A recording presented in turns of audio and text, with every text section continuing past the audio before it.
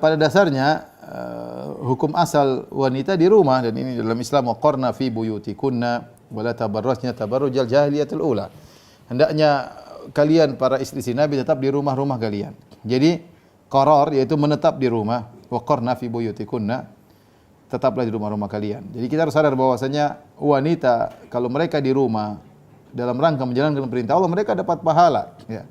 Karena kita tahu di rumah banyak urusan, ngurus suami, melayani suami, ngurus anak-anak, ya, ngurus pendidikan anak-anak, banyak ya.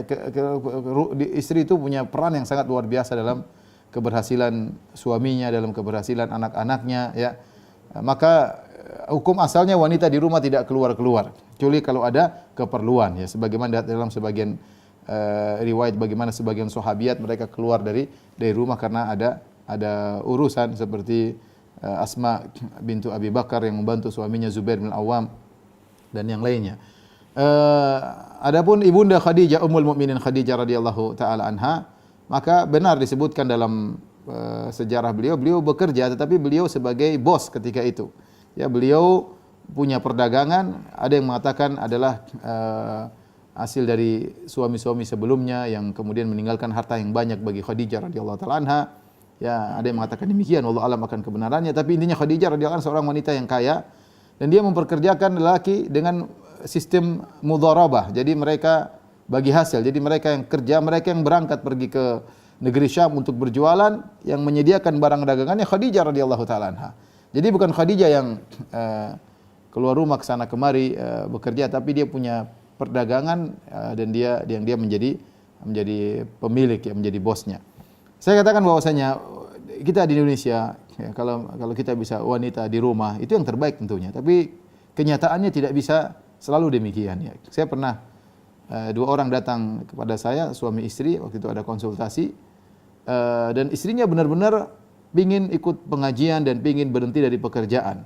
Suaminya juga sudah bekerja, tapi seingat saya itu suaminya gajinya cuma 1,7 kalau nggak salah, istrinya gajinya 4 juta. Dia sudah letih bekerja, ingin ngurus anak, sudah punya anak, tetapi dia sadar kalau dia berhenti suaminya sudah juga bekerja keras, penghasilannya nggak cukup. Sementara dia punya tanggung jawab untuk memberikan kepada kedua orang tuanya juga.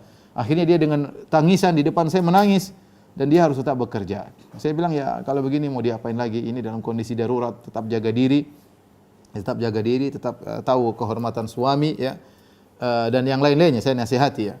Dan semoga apa yang dilakukan menjadi pahala karena membantu suami yang punya kekurangan, ya. Seharusnya kalau seorang wanita suaminya sudah mencukupi, harusnya dia tidak perlu lagi bekerja, ya. Tenang di rumah, bisa nuntut ilmu, bisa hafal Quran, bisa ngurus anak-anak, ya. Bukan malah semangat untuk mencari harta sebanyak-banyaknya sementara dia harus sering keluar rumah. Tapi saya katakan tadi, sebagian kondisi mengharuskan sebagian wanita untuk kerja. Tetapi jangan seorang melegalkan dia keluar rumah dengan dalil Khadijah, karena itu dalil yang keliru. Khadijah tidak keluar rumah, Khadijah di rumah, sementara yang bekerja adalah anak buahnya. Tapi jika seorang wanita butuh untuk keluar rumah bekerja karena penghasilan yang tidak kecukupan dan yang lainnya, maka tetap dia jaga diri dan dia bekerja pada pekerjaan yang halal. Wallahu a'lam bishawab.